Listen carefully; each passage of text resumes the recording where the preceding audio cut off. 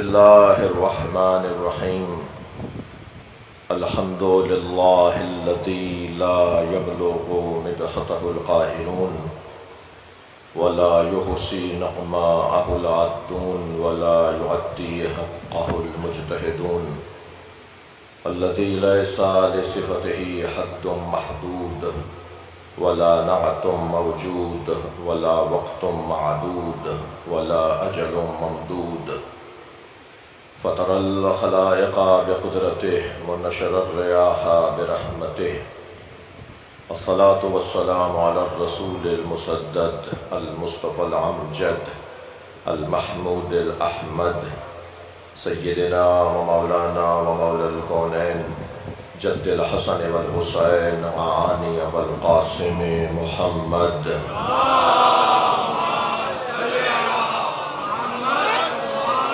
وآلہ الطیبین الطاہرین المعصومین الذین قال اللہ انما یرید اللہ لیذہب عنکم الرجس اہل البیت ویطہرکم تطہیرا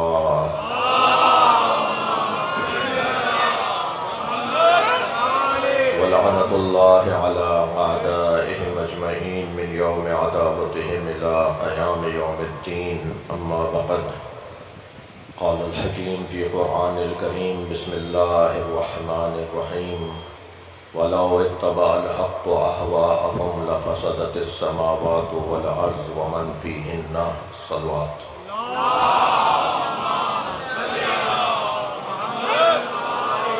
اس سے بلند صلوات دیا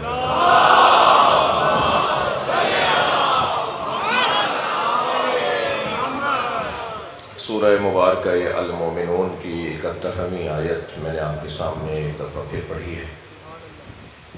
آیت کا عنوان حق کا بول بالا اور خواہشات نفسانی کی شکست۔ بالآخر ہونا یہی ہے۔ جتنا میں اور آپ جد و جہد بڑھائیں گے اور اس بات پر یقین رکھیں گے کہ حق ہمیشہ یعلو ہے، اعلیٰ ہے، اولا ہے، عرفہ ہے، مولا ہے، اور باطل اور خواہشات نفسانی پست ہیں، حقیر ہیں ہی نہیں، کوئی ان کا وجود ہی نہیں ہے۔ تو یہ بات جو اللہ کا اعلان ہے یہ مشاہدے کی صورت میں ہمارے سامنے آئے گا۔ ارشاد حضرت احدیت ہے وَلَوْ اتَّبَعَ الْحَقُّ أَهْوَاءَهُمْ، اگر حق نے ان کی خواہشات کی پیروی کر لی ہوتی۔ کہ اللہ لوگوں کو تسلی دے رہا ہے کہ ایسا نہیں ہے، ایسا نہیں ہوا، ایسا ہوا ہوتا تو پھر کچھ اور منظر بنتا، مگر وہ منظر جو ایسا ہونے پر بننا تھا وہ نہیں بنا، اس کا مطلب ہے کہ ایسا نہیں ہوا۔ وَلَوْ اتَّبَعَ الْحَقُّ أَهْوَاءَهُمْ، اگر حق نے ان کی خواہشات کی پیروی کر لی ہوتی، لَفَسَدَتِ السَّمَاوَاتُ وَالْأَرْضُ وَمَنْ فِيهِنَّ، اور آسمانوں اور زمین اور ان دونوں کے درمیان جو کچھ ہے وہ سب تباہ و برباد ہو جاتا۔ ان کا تباہ و برباد نہ ہونا دلیل ہے کہ حق نے خواہشات کی پیروی نہیں کی۔ میرا محترم معظم مجمع متوجہ ہو اس بات کی طرف کہ اس لہجے کی آیت قرآن مجید میں ایک جگہ اور بھی ہے، جہاں ارشاد ہو رہا ہے لَوْ كَانَ فِيهِمَا آلِهَةٌ لَفَسَدَتَا، اگر زمین اور آسمانوں میں ایک اللہ کے علاوہ دوسرا اللہ ہوتا، یعنی ایک سے زیادہ اللہ ہوتا، تو تم دیکھتے کہ آسمان گر جاتا اور زمین پھٹ جاتی۔ لیکن زمین اور آسمان کا رکے رہنا بتا رہا ہے کہ اللہ ایک ہی ہے۔ یعنی جس لہجے کی یہ آیت ہے نا کہ اگر اللہ کے علاوہ کوئی اور اللہ ہوتا، اللہ کے علاوہ کوئی اور اللہ ہوتا تو سب فساد اور سب بگاڑ کا شکار ہو جاتے۔ اسی طرح یہ آیت ہے کہ اگر حق نے کسی اور کی خواہشات کی پیروی کر لی ہوتی تو زمین اور آسمان سب برباد ہو جاتے۔ صلوات پڑھیں گا محمد و آلہ۔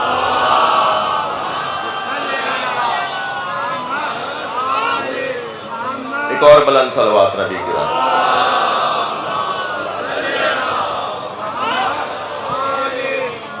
یعنی اللہ کے وجود کو وحدہ لا شریک ماننا ہے اور حق کو ہمیشہ اعلیٰ اور اولیٰ ماننا ہے۔ اب حق کسی کی خواہشات کی پیروی نہیں کر سکتا، یہ پروردگار عالم نے طے کر دیا ہے۔ خواہشات ہیں کیا کہ جن کی پیروی حق نہیں کرے گا، یعنی حق کسی کی خواہشات کی پیروی نہیں کرے گا۔ یہ خواہشات کیا ہیں؟ کیا چاہتے ہیں لوگ؟ کیا ہے لوگوں کی آرزویں؟ کون سی ایسی چیزیں ہیں جسے اللہ پسند نہیں کرتا مگر عوام پسند کرتی ہے؟ کون سی؟ عوام سے مراد بھی غالب عوام، اکثر عوام، جی اکثر کے بارے میں بات ہو رہی ہے۔ وہ کون سی خواہشات ہیں؟ وہ کیا ہیں جن کی پیروی حق نہیں کرے گا؟ میں کوشش کرتا ہوں آج کی اس مجلس میں اپنے اس وقت کے اندر اس مضمون کو، یعنی اس سوال کو جو آج کے حصے میں قرار دے رہا ہوں، اس کو اپنے محترم سننے والوں کے سامنے بیان کر پاؤں۔ سب سے پہلا عنوان تو یہ طے ہو گیا کہ حق کسی کی خواہشات کی پیروی نہیں کرے گا۔ حق کا کام نہیں ہے پیچھے لگنا، حق کے پیچھے سب چلیں گے، حق کسی کے پیچھے نہیں چلے گا۔ حق کو طاقت بنانا ہے، طاقت کو حق نہیں بنانا۔ کل کی مجلس کے اندر ایک جملہ ہوا تھا، میں اسے تکرار کر رہا ہوں کہ طے کر لیں طاقت حق ہے یا حق طاقت ہے۔ طے کریں طاقت تہذیب ہے یا تہذیب طاقت ہے۔ طے کریں اقدار طاقت ہے یا طاقت اقدار بن جائے گی۔ طے کریں زور بازو حق ہے یا حق کو بازو کا زور بنایا جائے۔ وہ کون سی چیزیں ہیں کہ جن کو اولویت دینی ہے، جن کو اہمیت دینی ہے، جن کو اولویت حاصل ہے؟ توجہ چاہوں گا، جن کو اہمیت حاصل ہے یہ تو طے کر دیا پروردگار عالم نے کہ ایسا نہیں ہوگا۔ توجہ میرے ساتھ رہے گی۔ تو پھر وہ خواہشات کیا ہیں؟ سب سے پہلی خواہش یہ ہے کہ معیار اکثریت کو قرار دیا جائے۔ اکثریت کیا کہہ رہی ہے؟ زیادہ تر لوگ کیا کہہ رہے ہیں؟ زیادہ آواز کیا ہے؟ زیادہ بات کیا ہو رہی ہے؟ زیادہ لوگ کون سے ہیں؟ کون سے مذہب کے ماننے والے زیادہ ہیں؟ کون سے نظریے کے ماننے والے زیادہ ہیں؟ یہ جو کثرت کو عنوان بنایا جائے، یہ ہوائے نفسانی ہے، یہ خواہشات نفسی ہے۔ یہ ضروری نہیں ہے کہ جو زیادہ ہو وہ حق پر ہو۔ اگر حق پر ہوتے تو آپ زیادہ ہوتے، اگر حق پر ہوتے تو آپ کی تعداد زیادہ ہوتی۔ بھائی تمہیں یہ کون سمجھائے گا کہ حق پر عمل کرنا مشکل ہے اس لیے حق والے کم ہوتے ہیں؟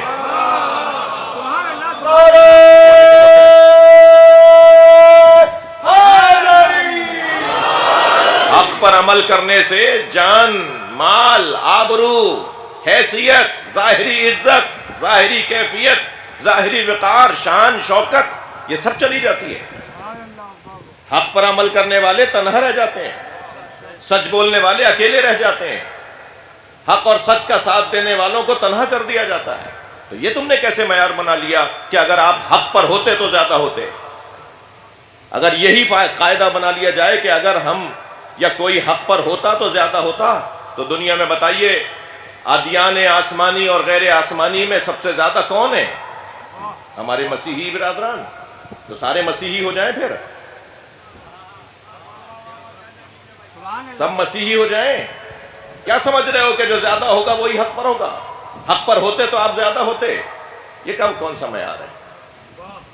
تاریخ گواہ ہے کہ سچ اور حق بولنے والوں کو دیواروں میں چنا گیا ہے۔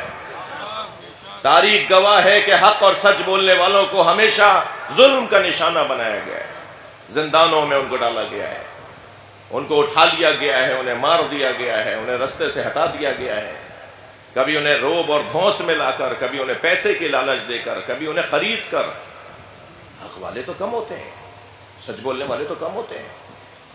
مجھے معاف کیجیے گا، میں اپنے مفہوم پر بہت ہی روشن موقف کے ساتھ آگے بڑھ رہا ہوں۔ چھوٹی سی مثال لے لیجیے، میں نے ایک دکان سے قلم خریدا، میرے ساتھ میرے رفقا بھی تھے، اور ہم وہ لے کر ایک ایسی جگہ جہاں ہمیں کچھ لکھنا تھا، کچھ بیٹھ کر بات کرنی تھی، ہم وہاں پہنچے، ہم نے ایک تحریر لکھی۔ تحریر لکھنے کے بعد، مثال دے رہا ہوں، مثال، تحریر لکھنے کے بعد میں نے وہ اپنا مہنگا قلم وہ سامنے والی میز پہ رکھ دیا۔ کچھ دیر بعد وہاں ایک صاحب آئے، انہوں نے وہ قلم اٹھا کے اپنی جیب میں لگا لیا۔ اب جو لوگ میرے ساتھ گواہ تھے اس بات میں، جو لوگ میرے ساتھ شروع سے تھے، جنہوں نے دیکھا تھا یہ میرا پین ہے، وہ بھی وہاں بیٹھے تھے۔ انہوں نے جب اپنی جیب میں میرا پین، میرا قلم لگا لیا تو میں نے ان سے کہا جی یہ قلم میرا ہے۔ تو وہ کہنے لگے تم ہمیں جانتے نہیں ہو؟ میں نے کہا جی آپ کوئی بھی ہو؟ میں نے کہا جی یہ قلم میرا ہے۔ تو پھر دوسروں کو دیکھ کر وہ کہنے لگے انہیں بتاؤ میں کون ہوں؟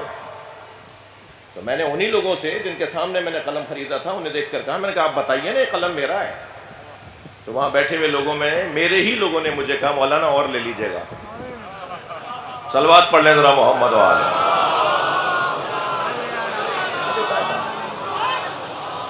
اس سے بلند صلوات۔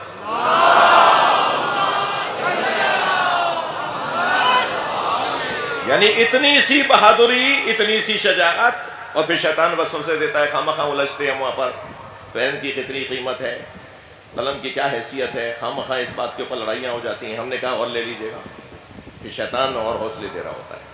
اتنا سا حق بولنا، اتنا سا سچ کا ساتھ دینا مشکل ہے جی۔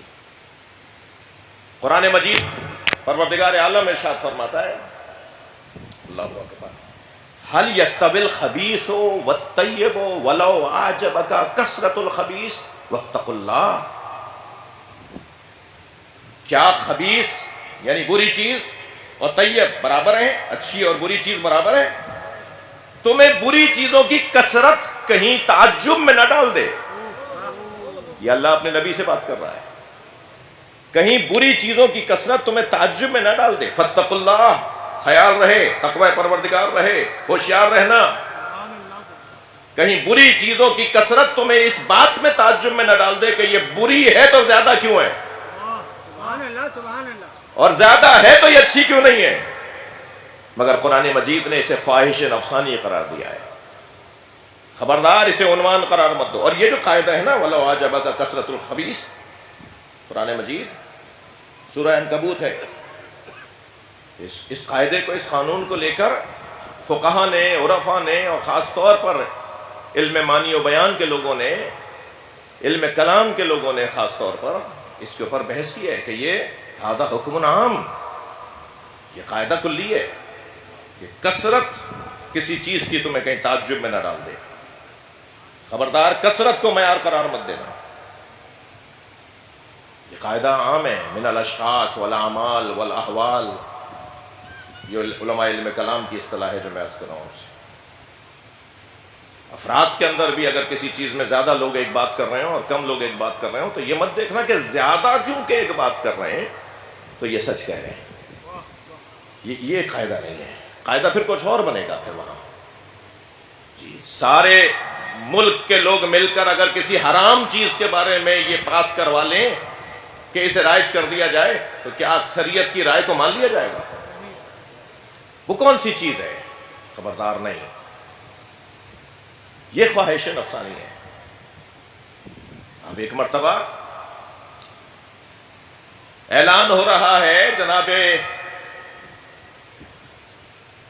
حافظ حجر عسقلانی یہ کہتے ہوئے نظر آئے کہ ما وردا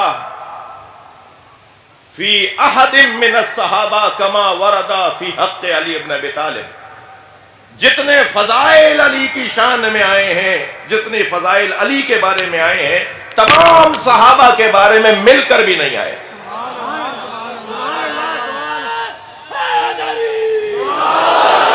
یعنی ایک جانب قاعدہ یہ ہے فقہا کا، علماء کا، مفسرین کا کہ ہمارے سامنے ہزاروں نہیں لاکھوں کی تعداد میں احادیث ہیں، فضائل کے باب میں احادیث ہیں، وہ ساری احادیث کو اگر ایک جگہ رکھا جائے تو اکیلے علی کی شان میں جتنے فضائل آئے ہیں اتنے تمام صحابہ کو ایک جگہ بھی تصور کریں تو ان سارے صحابہ کے بارے میں اتنے فضائل نہیں آئے. مگر مجھے بتائیے علی تنہا تھے یا نہیں؟ علی اکیلے تھے یا نہیں؟ عظمت، فضیلت، فضائل، مناقب جس کے ساتھ تھے، لوگ اس کے ساتھ تھے. تو کہہ دیں کہ پھر فضائل کو مانے یا کثرت ناس کو مانے، عظمت کو مانے یا اکثریت کو مانے؟ کون سی چیز حق ہے؟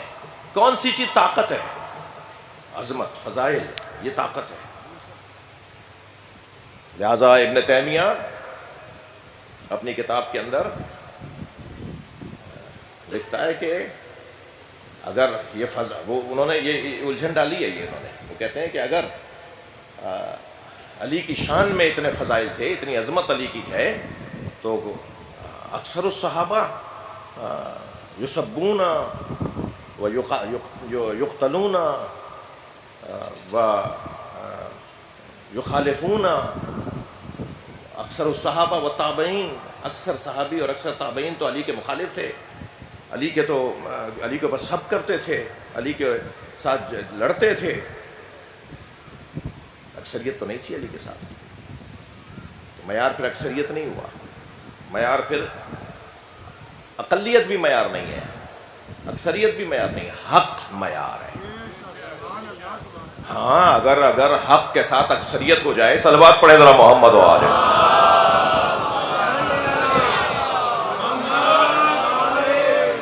تو یہ تو نور علی نور ہے، یہ تو سونے پہ سہاگا ہے.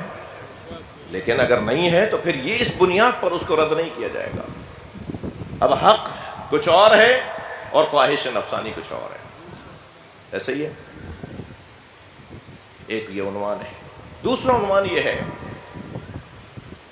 کہ عزیزان گرامی تصور یہ کیا جاتا ہے، ایک صلوات ہدیہ کریں ذرا محمد والے.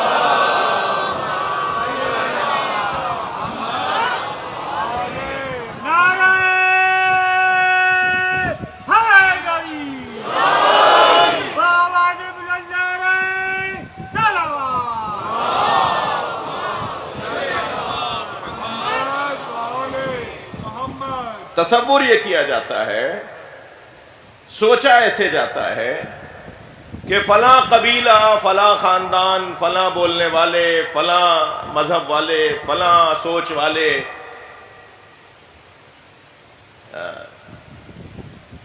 مثلا ایک ہی خاندان میں، ایک ہی ملک میں بسنے والے ایک ہی طرح کے لوگوں میں سارے منصب نہیں دیے جا سکتے. بڑے منصب ایک ہی مذہب والوں میں، ایک ہی سوچ والوں میں، ایک ہی زبان والوں میں نہیں دیے جا سکتے. میں کسی طور اپنے ملک اور اپنے وطن کو مد نظر رکھتے ہوئے بات نہیں کر رہا، ایک عمومی بات کر رہا ہوں. یہ بات ہر جگہ اور اکثر جگہوں پر ہے کہ نہیں. مثلا فلاں منصب، فلاں سرکاری ذمہ داری اگر فلاں مسلک والوں کو دے دی گئی ہے تو اب دوسری ذمہ داری انہیں نہیں دیں گے کیونکہ بس ایک ہو گیا. میری بات اللہ کرے میں پہنچانے میں کامیاب رہوں. میں مقدماتی گفتگو کو چھوڑ کے نتیجے پر آ جاتا ہوں. مثلاً اگر یہ کہا جائے اور کہنے والا بھی کوئی معتبر ہو، میرا مجمع، میرا محترم سامع میرے اشاروں کے ساتھ میرے ساتھ رہے گا، ضرورت ہی نہیں ہے مجھے نام لینے کی اور تفصیل میں جانے کی. اصلی بات پہنچنی چاہیے. اگر بولنے والا بھی کوئی تاریخ کا معتبر شخصیت ہو جی، اور رضی اللہ تعالیٰ عنہ ہو، اور اس سے زیادہ کیا کہوں گا، اگر کوئی بولنے والا معتبر شخص ہو اور وہ یہ کہہ کر میرے مولا علی کی خلافت کو تسلیم نہ کرے کہ لوگ پسند نہیں کرتے کہ ایک ہی گھر میں نبوت بھی ہو اور امامت بھی ہو. بھائی صلوات پڑھے تو میں عرض کروں.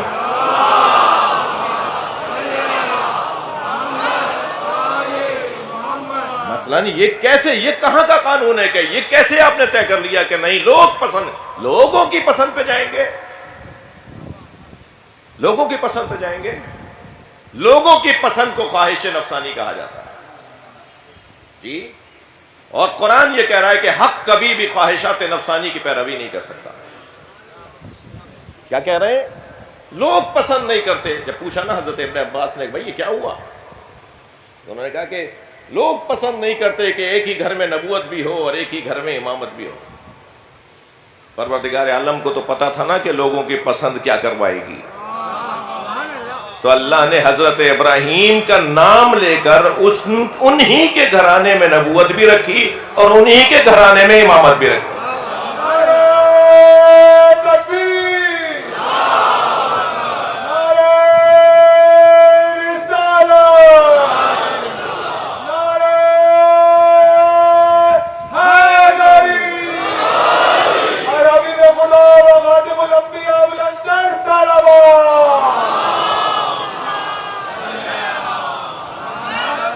مثلا سورہ مبارکہ قصص کے اندر اعلان ہوا وَجَعَلْنَا فِي ذُرِّيَّتِهِ النَّبُوَّةَ، ہم نے ابراہیم کی ذریت میں نبوت کو رکھا ہے.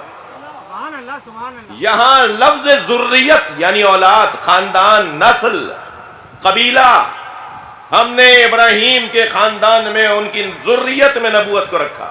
یہ لفظ ذریت کیونکہ نبوت کے ساتھ آ گیا تھا، اس لیے حضرت ابراہیم نے لفظ ذریت امامت کے ساتھ لیا تاکہ یہ ذہن کا شبہ دور ہو جائے کہ ایک ہی خاندان میں نبوت بھی ہے اور ایک ہی خاندان میں امامت بھی ہے. اور وہ کہاں حضرت ابراہیم نے فرمایا؟ وہاں حضرت ابراہیم نے کہ جب اللہ نے اعلان فرمایا وَإِذِ ابْتَلَىٰ إِبْرَاهِيمَ رَبُّهُ بِكَلِمَاتٍ، اللہ نے ابراہیم کے رب نے جب ابراہیم کو اپنی کلمات کے ذریعے سے آزمایا، آزمائش لی، فَأَتَمَّهُنَّ، اور جب ابراہیم اپنی آزمائش میں مکمل ہو گئے، کامیاب ہو گئے، تو حضرت ابراہیم کے لیے اللہ نے ارشاد فرمایا اِنِّي جَاعِلُكَ لِلنَّاسِ إِمَامًا. کسے بنا رہے ہیں؟ جسے پہلے نبی بنا چکے ہیں. اچھا، جسے نبی بنا چکے ہیں اسی کو امام بنا رہے ہیں. ممکن ہے کوئی کہ صاحب ہمارا شبہ اس سے دور نہیں ہوتا، ہمارا اعتراض اس سے دور نہیں ہوتا، وہی وجود ہے جو نبی بھی ہے، وہی شخصیت ہے جو امام بھی ہے. لیکن نہیں، حضرت ابراہیم نے تو آپ کے شبہ کو دور کر دیا. جیسے ہی اللہ نے ارشاد فرمایا انی جاعلک للناس اماما، اے ابراہیم میں تمہیں لوگوں کا امام بنا رہا ہوں، تو حضرت ابراہیم نے فوراً فرمایا ومن ذریتی. صلوات پڑھ لیں محمد و آل محمد.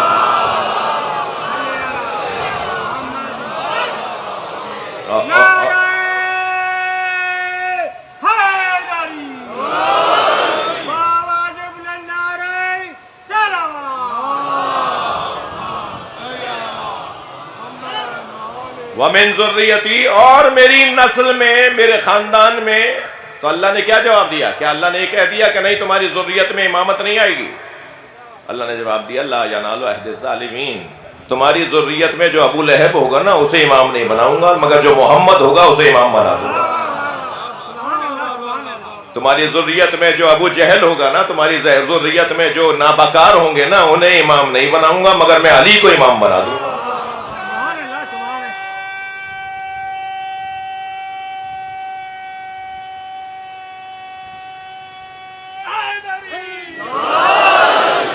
حضرت ابراہیم. اب یہاں ایک ہی خاندان میں نبوت بھی ہے اور ایک ہی خاندان میں امامت بھی ہے. تو یہ معیار نہیں ہے، یہ خواہش نفسانی ہے. ایک خاندان میں نہیں ہونا چاہیے، اس گھرانے میں نہیں ہونا چاہیے. اور یاد رہے میرے عزیزو وشاورہم فی الامر. میرا محترم سامع جانتا ہے کہ ہمارا موضوع ہے عقیدہ امامت. وشاورہم فی الامر، قرآن مجید کی آیت. وامرہم شورا بینکم، قرآن مجید کی آیت. ان آیات سے امامت اور خلافت کو تسلیم کرنا یا رد کرنا علمی طور پر خیانت ہے. جب قرآن کہہ رہا ہے شاورہم فی الامر، اپنے معاملات میں مشورہ کیا کرو، توجہ، اپنے معاملات میں مشورہ کیا کرو. قرآن مجید اگر یہ ارشاد ہو رہا ہے کہ امرہم شورا بینکم، تمہارے درمیان مشورت جو ہے وہی مسئلے کا حل ہے، تو یہ طے کر لیں کہ کس چیز پہ مشورہ کرنا ہے اور کس چیز پہ مشورہ نہیں کرنا. کیا ہر بات میں مشورے کے اوپر ہی فیصلہ ہوگا؟ اور پھر کس کا مشورہ؟ یہ جو امرہم شورا بینکم وشاورہم فی الامر، یہ دو ہی آیتیں ہیں قرآن مجید میں مشورے کے بارے میں. صلوات پڑھیں ذرا محمد و آل محمد. یہ دونوں آیتیں ممکن ہے ملک میں انتخابات پر تو دلیل ہوں. مثلا یہ بچہ پوچھے گا کہ اسلام میں جمہوریت ہے یا نہیں. مثلا یہ جوان مجھ سے سوال کر سکتا ہے کہ آپ دین کے طالب علم ہیں تو بتائیے کیا اسلام میں جمہوریت کا تصور ہے یا نہیں. اسلام میں جمہوریت کا تصور ہے؟ کون کہتا ہے اسلام میں جمہوریت کا تصور نہیں ہے؟ اسلام میں جمہوریت کا تصور ہے، جمہوریت میں اسلام کو مت لانا. لہذا ہماری مملکت کے آئین کے پہلے صفحے پہ لکھا ہوا ہے کہ یہ سرزمین اللہ کی سرزمین ہے، یہاں قرآن اور سنت سے ہٹ کر فیصلے نہیں ہوں گے، یہاں قرآن اور سنت سے ہٹ کر فیصلے نہیں ہوں گے. پاکستان کے آئین کے پہلے صفحے پہ لکھا ہے. حسن اتفاق ہے جناب وقار مہدی صاحب تشریف فرمائے ہیں کہ یہ پاکستان کو آئین دینے والے اور پاکستان کو آئین جیسی ایک بہت بڑی طاقت سے نوازنے والی جماعت سے تعلق رکھتے ہیں. ہے جمہوریت ہے، مگر جب پہلے صفحے پہ جیسے ایک شناختی کارڈ پہ لکھا ہوتا ہے نا، یا آپ کے بے فام پہ لکھا ہوا ہوتا ہے، یا آپ کے کاغذات پہ لکھا ہوا ہوتا ہے آپ کا مذہب کیا ہے، اسلام. جی شناختی کارڈ کی طرح پاکستان کا آئین نہیں رہ جانا چاہیے کہ بس شناخت کے لیے کہ اسلام یہاں حاکم ہے. جی بات آ گئی ہے تو وقار بھائی سے تو کہوں گا، اور کس سے کہوں گا. اسلامی نظریاتی کونسل کے علماء کا گلہ ہے، شکوہ ہے. ایک بہت بڑا ہال ان سفارشات کی مجلدات سے بھر چکا ہے جو پیش کی جاتی ہیں اسلامی نظریاتی کونسل میں، مگر ان میں سے 5-8% پہ سے زیادہ پہ عمل نہیں ہوتا اس ملک میں. یعنی اگر 1000 سفارشات اب تک اسلامی نظریاتی کونسل نے پیش کی ہیں تو 1000 میں سے شاید 50 پر عمل ہوا ہوگا، 95 پر عمل نہیں ہوا. اور نہ صرف یہ کہ عمل ممکن نہیں تھا اس وجہ سے عمل نہیں ہوا، یہ بھی ہو سکتا ہے، یہ بھی ہو سکتا ہے. میں بھی ہلکا پھلکا کچھ سیاسی چیزوں کا شد بدھ رکھتا ہوں. یہ بھی ممکن ہے کہ ایک مولانا صاحب، مولانا حضرات کا فورم ایک سفارش پیش کرے اور اس سفارش پہ عمل ممکن نہیں ہے. بھائی آپ کی بات بہت اچھی ہے، بات معقول بھی ہے، مگر ممکن ہے. ہر معقول بات ممکن نہیں ہوتی. یہ سمجھنے کی بات ہے. اچھے مشورے دے رہے ہوتے ہیں ہمارے لوگ، اچھی باتیں کر رہے ہوتے ہیں، ہماری شخصیات کر رہی ہوتی ہیں، میٹنگز کے اندر بڑے باتیں اور فیصلے ہو رہے ہوتے ہیں، مگر یہ ممکن نہیں ہے. بھائی کیسے ہوگا؟ یہ بات تو تم نے بڑی اچھی کر دی، ہوگا کیسے؟ یہ ہوتا ہے ایسا، ہو سکتا ہے ایسا ہو کہ بات اچھی ہو مگر اس پہ عمل کرنا ممکن نہ ہو. لیکن جن پر عمل کرنا ممکن نہ بھی ہو اس کے لیے بھی تو بتایا جائے گا نا کہ ممکن نہیں ہے. متعلقہ افراد بتائیں گے نا کہ ممکن نہیں ہے. ایسا ہے. مجھ سے جب میں ان شخصیات سے ملتا ہوں تو کہتے ہیں صاحب آپ کیونکہ ان سے واسطے ہیں، تعلقات ہیں، آپ کا احترام کرتے ہیں، آپ بھی ان کے ساتھ ایک اچھے آپ کے مراسم ہیں، تو ہماری تو پہنچ نہیں ہے. آپ ہی ذرا بولیے گا کہ ایک ہمارا گلہ شکوہ یہ بھی ہے. متوجہ ہیں آپ؟ تو اسلام میں جمہوریت ہے. عوام انتخاب کرے گی اپنے قانون ساز اداروں کے لیے اپنے نمائندگان کو، جو جا کے وہاں عوام کے مسئلوں کو بیان کریں گے اور عوام کے مسائل کو وہاں جا کر حل کریں گے اور قانون سازی کریں گے، اور پھر قانون سازی کے بعد قانون پر عمل کروانے والے جو ادارے ہیں وہ عمل کروائیں گے. اسلام میں جمہوریت ہے. وَشَاوِرْهُمْ فِي الْأَمْرِ وَأَمْرُهُمْ شُورَىٰ بَيْنَكُمْ. مگر کیا مطلب ہے؟ میں اس بریکٹ کے اندر زیادہ دیر رک گیا ہوں تو مجھے معاف کیجیے گا. یہ بریکٹ تھا جو میں نے ابھی بات کی ہے. مگر اس کا کیا مطلب ہے؟ کیا اس کا یہ مطلب ہے کہ تم ہر بات میں مشورے سے فیصلے لوگے؟ تمہاری اس کی حیثیت بھی ہے جس میں تم مشورہ کرنا چاہ رہے ہو، جس میں تم مشورہ دینا چاہ رہے ہو، تمہاری وہاں تک پہنچ بھی ہے. مثلا اللہ نے کیوں نہیں کہا کہ مشورے سے طے کر لو تمہارا اللہ کون ہے؟ صلوات پڑھے ذرا محمد و آل محمد.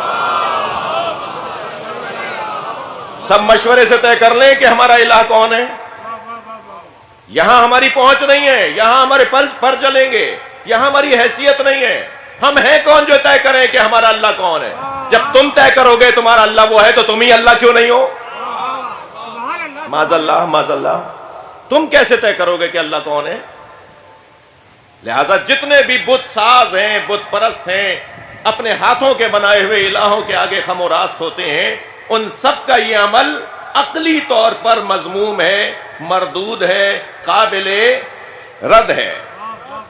اللہ نے یہ نہیں کہا کہ کہو، اللہ نے یہ نہیں کہا کہ اللہ بناؤ۔ قل هو اللہ احد، اے مصطفیٰ انہیں بتاؤ جس اللہ کو تم ڈھونڈ رہے ہو وہ احد ہے۔ اتنی رہنمائی کرے گا وہ۔ تمہارے ذہن کے اندر، تمہاری فطرت کے اندر اللہ کی تلاش ہے، تمہاری فطرت کے اندر اللہ خدا جوئی ہے، تم اللہ کو ڈھونڈتے ہو۔ دنیا میں کوئی نہیں ملے گا جو کسی ابتدا کو نہ مانتا ہو، آغاز کو نہ مانتا ہو، کسی غیبی طاقت کو نہ مانتا ہو۔ کوئی نہیں ملے گا آپ کو، اگر وہ مسلمان ہو، وہ غیر مسلم ہو، وہ بت پرست بھی ہو، وہ بھی کسی ایک طاقت کو مانتا ہے۔ لہٰذا وہ جو ایک الہ کی تلاش میں ہے، اس کی رہنمائی کی جا رہی ہے کہ قل، کہہ دیجئے میرے حبیب، ہو اللہ، وہ اللہ، وہ تو اسے کہا جاتا ہے جو پہلے سے ذہن میں ہو۔ جی اشاروں میں تو بات وہاں کی جاتی ہے کہ جہاں اشارہ پہلے ذہن کے اندر واضح ہو۔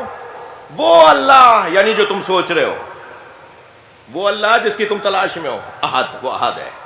یہاں بھی اللہ بنانے کی اجازت نہیں ہے جی، اللہ بنانے کی تو اجازت کیا ہوتی، یہاں تو نبی اور رسول بنانے کی بھی تمہیں اجازت نہیں ہے کہ اپنی پسند سے تم اپنے لیے نبی اور رسول بنا لو۔ اور نبی اور رسول تم کیا بناؤ گے؟ اس لیے کہ قرآن پکار کے حضرت موسیٰ کے لیے سورہ مبارکہ ابراہیم کی 5ویں آیت میں ارشاد فرماتا ہے لَقَدْ أَرْسَلْنَا مُوسَىٰ بِآيَاتِنَا، نبی تو ہوتا ہی وہ ہے جو وہاں سے بھیجا جائے اور نشانیوں کے ساتھ بھیجا جائے۔ کوئی بھی آ کے دعویٰ کر دے کافی نہیں ہے، کوئی بھی آ کے کہہ دے میں نبی ہوں یہ کافی نہیں ہے، ثابت کرنا پڑے گا کہ وہ نشانیاں بھی لایا یا نہیں۔ نشانیاں کیا ہیں اس کے پاس؟ سرکار کی رحلت کے بعد مسلمہ کذاب نے دعویٰ کیا کہ میں نبی ہوں جی، تو لوگوں نے کہا تم نبی ہو تو معجزہ بھی ہوگا، کوئی آیت بھی ہوگی، کوئی نشانی بھی ہوگی، کوئی علامت بھی ہوگی۔ کہنے ہاں میرے پاس بھی معجزے ہیں۔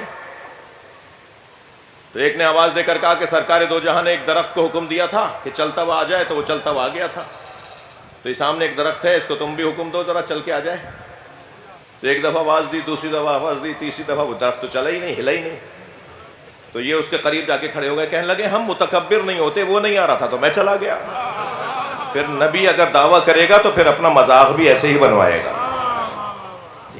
یہ تاریخی واقعہ ہے جو میں نے سنایا۔ تو نبی بنانا بھی کام نہیں ہے امت کا۔ بھائی اللہ اور نبی کیا بنائیں گے مشوروں سے، جب نبی کا نمائندہ تم اپنی پسند سے نہیں بنا سکتے۔ صلوات پڑھیں ذرا، میں عرض کروں۔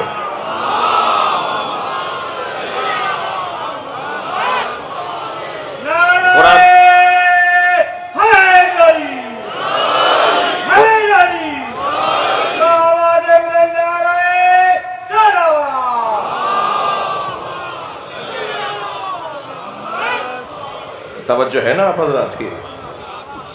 کہتے ہیں وقال نبیہم قد جعل لکم طالوت ملکا، آواز دی ایک نبی نے اپنے امتیوں میں سے، اپنے کلمہ پڑھنے والوں میں سے ایک قبیلے کے لوگوں کو، ایک شہر کے لوگوں کو، کہ اللہ نے تمہارے لیے طالوت کو بادشاہ حاکم بنایا ہے میری طرف سے، میری جانب سے، میرے اس نظام میں، میری اس نبوت میں اللہ نے طالوت کو تمہارے لیے حاکم بنایا ہے۔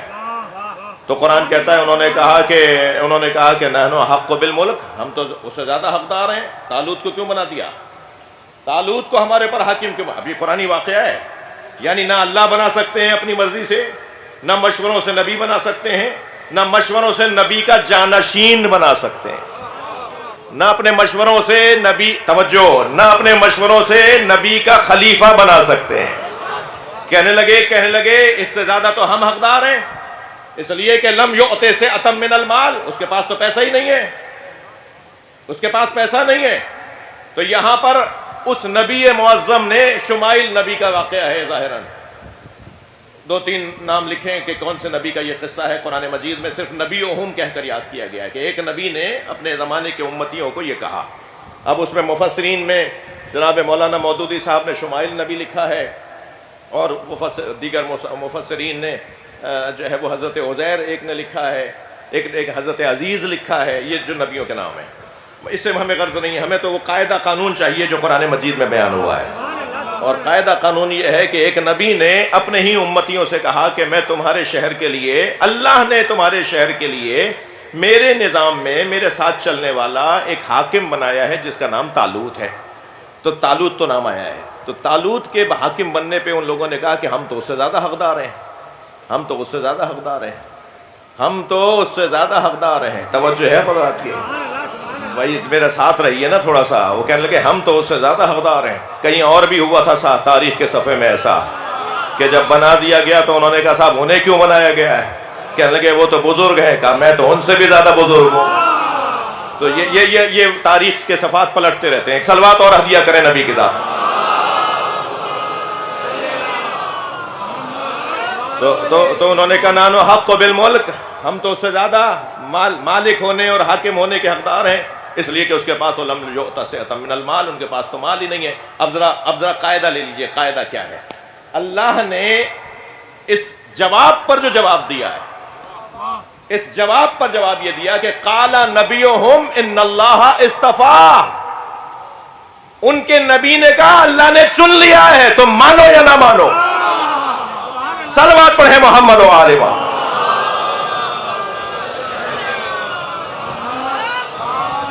تمہارے ماننے سے کیا ہوتا ہے، تمہارے نہ ماننے سے کیا ہوتا ہے؟ وہ جو پھٹے بوریے پر بیٹھا ہو، وہ جس کے ابا میں پیوند لگا ہوا ہو، تم اسے امام مانو نہ مانو، اللہ نے اسے امام بنا دیا.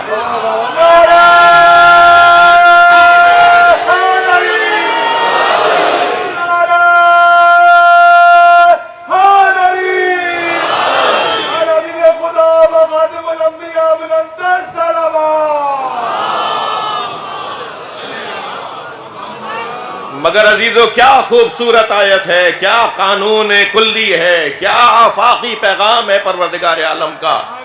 اعلان ہو رہا ہے قد وقال نبیہم ان اللہ اصطفیٰ، اللہ نے اسے چن لیا.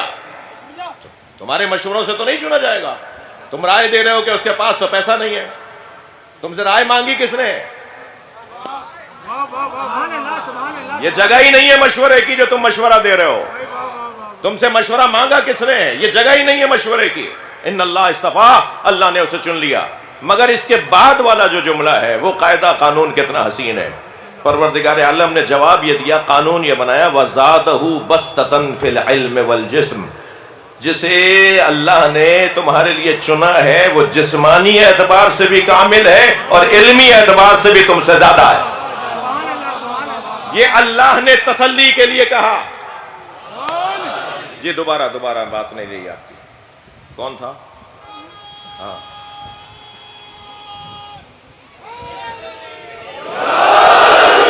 اصل میں جس نفسیات کا حامل خطیب ہوں نا، میں فقیروں کی اولاد ہوں بھائی. جی میں مولا کے عزاداروں کی اولاد ہوں. جی آپ کا احترام بہت زیادہ ہے. یہ جو نیچے بیٹھے ہوئے ہیں نا، ہمیں آپ نے اوپر بٹھایا ہے، اس کا مطلب یہ نہیں ہے کہ ہم اوپر ہیں. اوپر تو آپ ہیں جو نیچے بیٹھے ہیں، اس لیے کہ امام سجاد آپ کے درمیان آ کے بیٹھتے ہیں. جی آپ کا مقام ذاکروں سے زیادہ ہے. اس لیے میں تو ایک بال برابر بھی کسی سامع کی کوئی بے حرمتی بے ادبی اگر ہو رہی ہو یا اس کا شبہ ہو تو میں اس کا ازالہ کرنے کی پوری کوشش کرتا ہوں. کبھی مجھ سے ہو گیا ہو تو مجھے معاف کر دیجیے گا. جی کیا قاعدہ دیا؟ تھوڑا سا میرے ساتھ رہیے فضائل میں. کیا قاعدہ دیا؟ قاعدہ یہ دیا کہ زادہ بسطۃ فی العلم والجسم.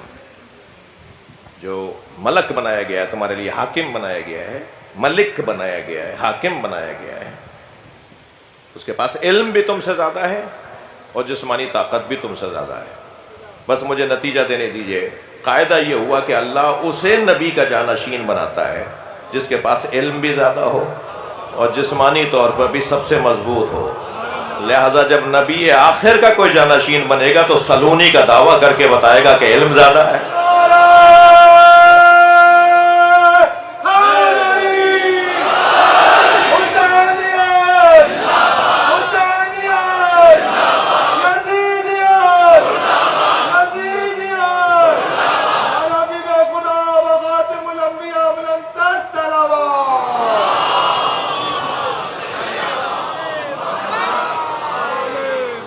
لا فتح الا علی لا سیف ذوالف الا ذوالفقار کا نعرہ لگے گا، بتایا جائے گا کہ جسمانی طور پہ بھی یہ سب سے مضبوط۔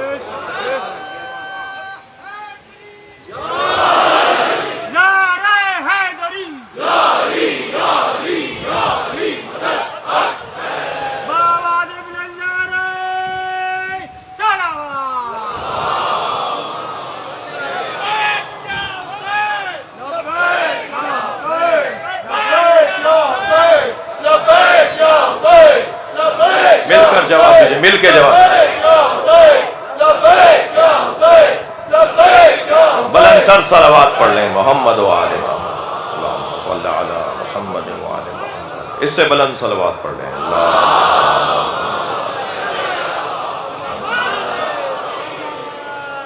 وَلَوْ اتَّبَعَ الْحَقَّ أَهْوَاءَهُمْ، دلائل بناتے چلے جاؤ، ضد کرتے چلے جاؤ، مگر حق تمہارے آگے نہیں جھکے گا۔ طاقتیں استعمال کرتے رہو مگر حق تمہارے آگے نہیں جھکے گا۔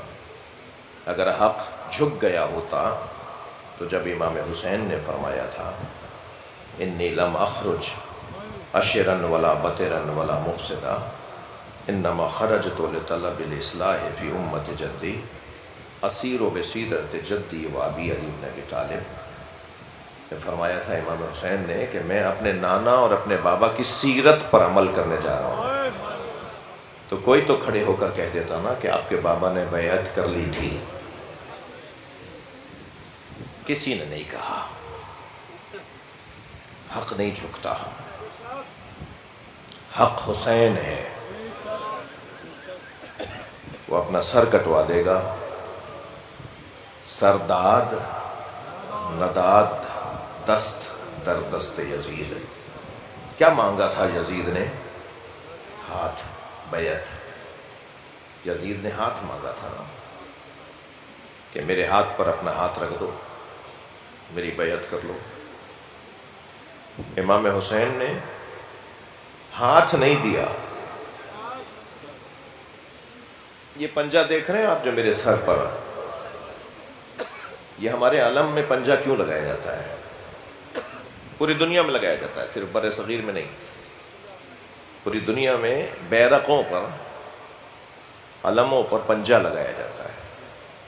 یہ ایک خاموش پیغام ہوتا ہے کہ سر کٹا ہے مگر ہاتھ بلند رہا۔ اور یہ علم کیوں اٹھاتے ہیں ہم علم اٹھاتے اس لیے کہ اس میں کچھ نشانیاں ہیں، اس میں کچھ استعارے ہیں۔ سب سے پہلا استعارہ تو اس میں ایک سر بریدہ کا بلند ہاتھ ہے، سر کٹا ہے مگر ہاتھ اس کا اونچا ہے، دست رسی ہے، بالا دستی ہے، اس کی بالا دستی ہے۔ دوسرا علم کے اندر ایک مشک بھی لٹکی ہوتی ہے، جو استعارہ ہے اس بات کی طرف کہ یہاں پانی کا کوئی مسئلہ تھا، اور مسئلہ یہ تھا کہ بچے پیاسے تھے اور سقا پانی نہ لا سکا، جس کا کام تھا نا پانی لانا، جس کی ذمہ داری تھی پانی پلانا، اس کے بازو کٹ گئے، اس کے سر پہ گرز لگ گیا، اس کی آنکھ میں تیر لگ گیا، مشک میں تیر لگ گیا، پانی وہ نہیں لا سکا۔ جب علم اور خالی علم اور مشک اٹھا کر مولا حسین خیموں کی طرف آئے تو جناب سکینہ نے پہلا سوال تعجب سے کیا تھا، این عمی العباس، بابا میرے چچا عباس کہاں رہ گئے؟ تو امام حسین نے فرمایا تھا سکینہ انتظار نہ کرو، تمہارا چچا نہر پہ سو گیا۔ اور ایک جملہ یہ بھی فرمایا تھا سکینہ یہ پانی بہت مہنگا پڑا، اجرکم اللہ، میرا بھائی اس پانی کی وجہ سے مارا گیا، اجرکم اللہ، اجرکم اللہ۔ آپ آمادہ ہو گئے، جو جہاں بیٹھا ہوا ہے پرسہ دے گا، اپنی آوازوں کو آزاد کرے گا، جس کے مذہب میں رونا جائز ہے وہ تکلف کر کے نہ روئے۔ آج 3 محرم ہے، آج 3 محرم ہے، آج اور کل یعنی 4 محرم کو ہم امام حسین کے اصحاب کو سلام کرتے ہیں۔ میرے مولا شب عاشور ایک بڑے خیمے میں اپنے اصحاب سے ملنے کے لیے آئے۔ تمام اصحاب تھے جو امام حسین کے گرد اپنا حلقہ لگائے تھے، ایسا لگ رہا تھا جیسے ستاروں کے درمیان چاند کھڑا ہو۔ امام حسین نے اپنے اصحاب سے خطاب فرمایا یہ مجھے مارنے آئے ہیں اور تمہیں بھی میری وجہ سے ماریں گے، میں اپنی بیعت تم سے اٹھا لیتا ہوں، تم میں سے کوئی جانا چاہے تو واپس چلا جائے۔ اور پھر امام نے جب یہ خطبہ ارشاد فرمایا تو ہر صحابی نے ایک مرتبہ آواز دے کر کہا مولا ہم آپ کو تنہا چھوڑ کے نہیں جائیں گے۔ تو امام نے فرمایا شاید تم جاتے ہوئے شرمسار ہو رہے ہوگے، اس لیے میں چراغ خیمہ گل کر دیتا ہوں۔ امام نے اس بڑے خیمے کے چراغ کو، مشعل کو گل کروا دیا، بجھا دیا، اور فرمایا کہ اب کوئی کسی کی شکل نہیں دیکھ رہا، جو جانا چاہتا ہے، رات کی تاریکی ہے، تم میں سے جو جانا چاہتا ہے چلا جائے۔ سنیں گے عزادارو، جب دوبارہ کچھ دیر کے بعد مشعل روشن ہوئی تو تمام صحابہ وہیں کھڑے ہوئے تھے، اور حضرت زہیر نے اور پھر دوسری مرتبہ حضرت حبیب نے ایک جملہ کہا مولا اگر ہم 70 مرتبہ مارے گئے اور پھر زندہ کیے گئے ہم تب بھی آپ کو چھوڑ کر نہیں جائیں گے۔ اجرکم اللہ، اجرکم اللہ، اجرکم اللہ۔ آپ کی آوازیں بلند ہیں، اللہ آپ کو اس کا اجر و ثواب عطا فرمائے۔ اس وقت امام حسین نے فرمایا تھا انی لا عالم اصحابا کا اصحابی، جیسے اصحاب اللہ نے مجھے عطا کیے ہیں مجھے کسی کے اصحاب کے بارے میں نہیں معلوم کہ ایسے اصحاب ان کے پاس تھے۔ امام نے اس خیمے میں اپنے اصحاب کو شہادت نامہ بھی پڑھ کے سنایا۔ زہیر تم کیسے مارے جاؤ گے، حبیب تمہیں کیسے مارا جائے گا، اجرکم اللہ۔ سنیں گے عزادارو، جب اصحاب سے گفتگو تمام ہو گئی نا اور ہر صحابی اپنے اپنے خیموں کی طرف اپنی اپنی مشغولیت میں مصروف ہو گیا تو امام نے کیا دیکھا کہ خیمے کے کونے میں قاسم کھڑے ہوئے ہیں۔ حضرت قاسم ابن حسن امام حسین کے بھتیجے، حضرت ام فروہ کے بیٹے حضرت قاسم کھڑے ہوئے ہیں کہ ایک مرتبہ آگے بڑھ کر حضرت قاسم نے فرمایا چچا جان آپ نے تمام اصحاب کے نام تو بتا دیے کہ کون کیسے شہید ہوگا، کیا میرا نام بھی شہیدوں میں ہے؟ امام نے فرمایا قاسم تم تو بہت بڑے ہو، تمہارے چھوٹے بھائی علی اصغر کا نام بھی ہے۔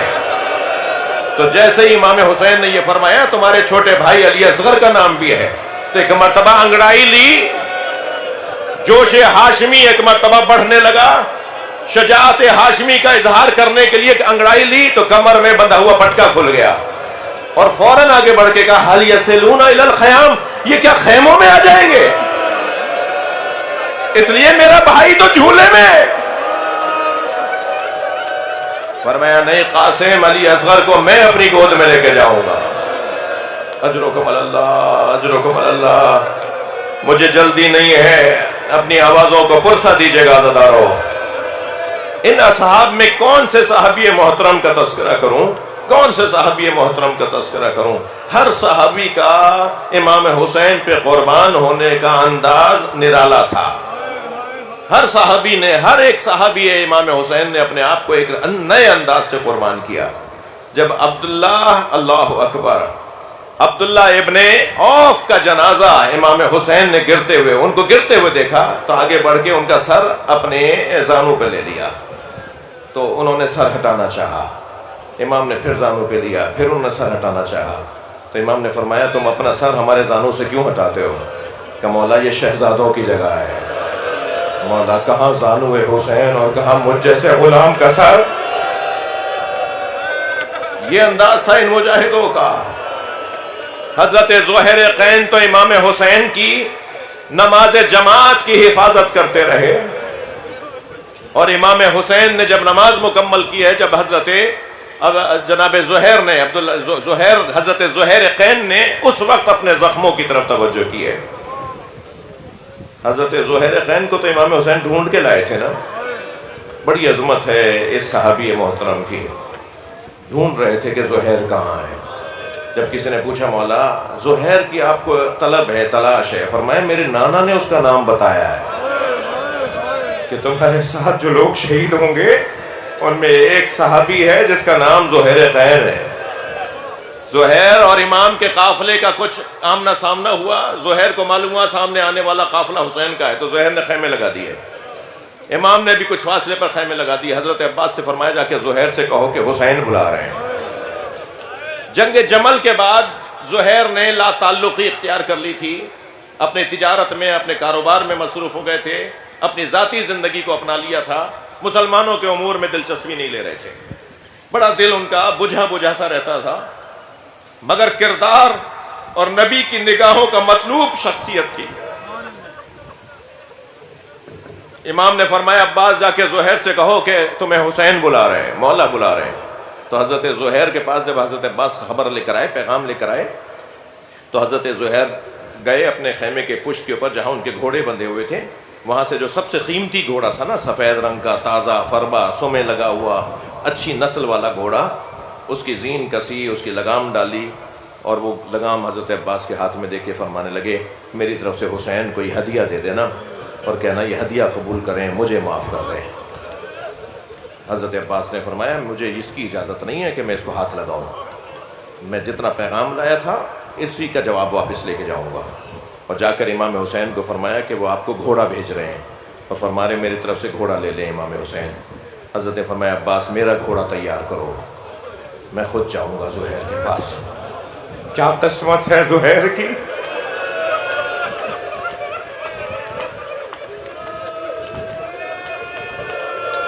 جیسے ہی زہیر کو علم ہوا کہ حسین خود آ رہے ہیں، فوراً امامہ سر پہ رکھا، تیار ہوئے، خیمے سے باہر آئے، آگے بڑھ کر امام حسین کے گھوڑے کی لگام کو تھاما، امام کی زین کو سنبھالا تاکہ امام اتریں، گلے لگے۔ امام سے فرمایا آپ نے کیوں زحمت فرمائی؟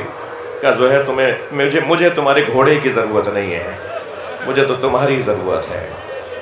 روایت کہتی ہے کہ خیمے کی پشت پر دور صحرا میں تنہا حضرت زہیر کا ہاتھ پکڑ کر امام حسین چلے گئے، اور جب واپس آئے تو امام اپنے گھوڑے پہ بیٹھ کے اپنے خیموں کی طرف چلے گئے، اور زہیر اپنے خیمے میں آئے، اپنا سامان باندھنے لگے۔ تو زوجہ نے کہا کیا ہوا ہے؟ دلہا نام لکھا ہے زوجہ کا، کیا ہوا ہے؟ کہاں جا رہے ہیں؟ کیا ارادہ ہے؟